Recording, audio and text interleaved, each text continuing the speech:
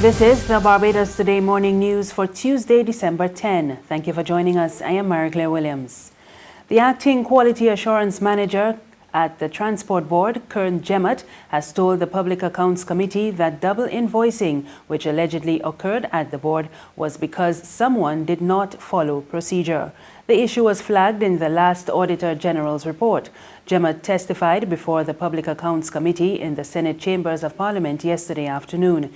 He revealed that had protocol been followed, accounting discrepancies, which included 8 invoices totaling $257,149.08 due to Transtech Inc., should not have occurred. He explained that the Magneto Inventory Management System, which was in place since 2013, a year before the alleged discrepancies began, would have flagged the duplications. Jemot's accounts of procedure at the Transport Board contradicted the explanation put forward a month ago by the Managing Director of Transtech Inc., Lloyd Brathwaite. In his sworn testimony before the PAC, Brathwaite said any accounting discrepancy would have been as a result of procedural errors from both Transtech and the Transport Board, as payments of this nature undergo several checks and balances before they are honored. In other news this morning, the chairperson of Barbados Port Inc., Lisa Cummings, says government has lost $1.9 million in port revenue due to the waiver of storage fees during the transition to the ASYCUDA World System in September. But she defended the decision to grant the waiver after businesses complained of teething problems associated with the new system. Speaking to reporters on Monday, Cummings also said that any ongoing delays in clearing items at the Bridgetown port is not a result of the ASYCUDA World System. With any transition, there are going to be issues, and so we're talking essentially about change management. Change management as it relates to the port, and change management as it relates to the private sector. So I know that in the Barbadian context, anything that is cargo related, anytime you're talking about a container, a barrel, a box, what we call less than a container load, people say the port. But the port is an entire value chain. We're talking about private sector operators who put in the primary data into the system who are not from the port. We're talking about the brokers who clear the documents from the port, the shippers who handle manifest and bill of lading, customs department that deals with clearances, animal health, plant quarantine. Those are all agencies within the port. The port, as a custodian of cargo, then is the final entity in terms of delivery of cargo, or the first entity in terms of discharge from the ships. But there's an entire value chain within there that had to go through the change management process, and it was not just customs or the Bridgetown port. Many of the actors have had to go through the process, and we're quite comfortable that the process is advancing significantly. Meanwhile, Minister of Maritime Affairs Kirk Humphrey says customs and the port are not the only ones responsible for the delays. The ASYCUDA is intolerant of errors in a way that the previous system was not. So when brokers could previously enter something and it would pass through, ASYCUDA is very sensitive to these errors. But the truth is, we've been meeting now with the private sector, the brokers, plant quarantine, animal quarantine, the Barbados Manufacturers Association, the Chamber of Commerce, almost weekly, to work through some of these problems. Currently, there are 577 containers in the port. Of those 577, I noticed because we had a meeting today. Of those 577 containers in the port, 400 and something are not yet released by customs. Of the 400 and something not yet released by customs, 300 and something of them have not yet even been entered into the system, which then tells you that it's up to the brokers, the importers. For whatever reason, they have not yet been entered. Humphrey has also been giving further details about the decision to extend the implementation date of a ban on single-use petrol-based plastic bags. The ban was to take effect on January 1st, but has been extended to April 1st, 2020. Humphrey said the date was changed to give manufacturers enough time to source a critical material for the new product.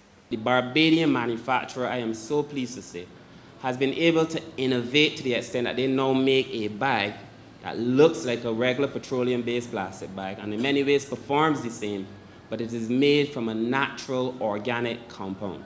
And they've done it in the year that we gave them time to be able to reorganize themselves. We are very happy for that.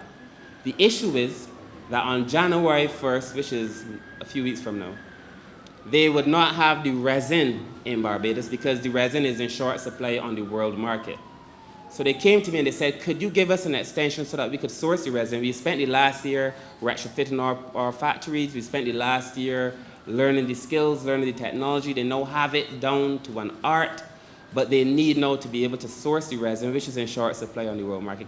The Barbados Fire Service says a lack of manpower is hindering its ability to conduct fire safety inspections. The comments from the Fire Safety Officer, Grantley Green, came 4 days after Labour Minister Colin Jordan revealed that there were similar concerns at the Labour Department. Green told Barbados Today the Fire Service would like to inspect all businesses, especially since the lessons from the Campus Trends fire in 2010, in which 6 young women died when 2 men firebombed the store where they worked.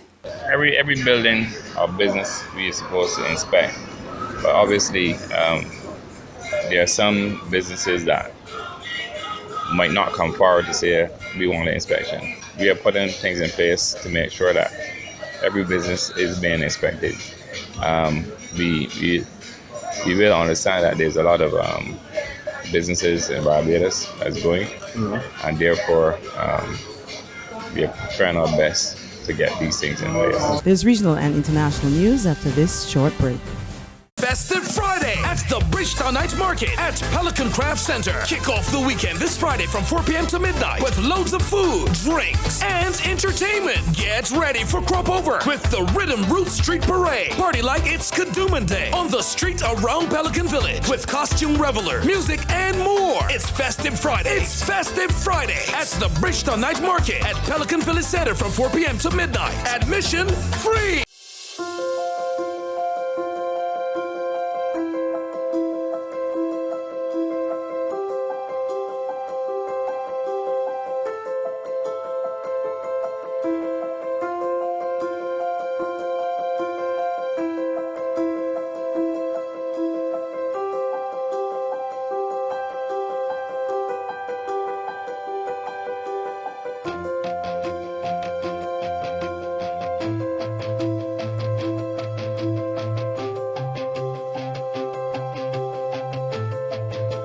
Barbados Today, news you can trust.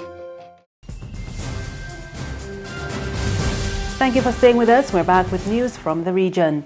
Trinidad's new $100 note will go into circulation at the end of the month as the central bank seeks to address issues of safety and national security. We get more in this report from TTT News. December 31st, 2019, the deadline by the central bank to convert those soon-to-be old $100 bills. This leaves just 21 days to either spend or change the existing notes in people's possession. Central Bank Governor Dr. Alvin Hilaire invited members of the media to have a first-hand look at the new $100 notes received on the weekend. Parts of Port of Spain were locked down and traffic diverted to ensure safe receipt of the new polymer notes. Dr. Hilaire said among the main reasons for changing the note are durability and cost savings, safety, national security, and addressing the need to protect the visually impaired. What we've noticed recently is that there has actually been an uptick in forging our $100 notes, and we found it very disturbing.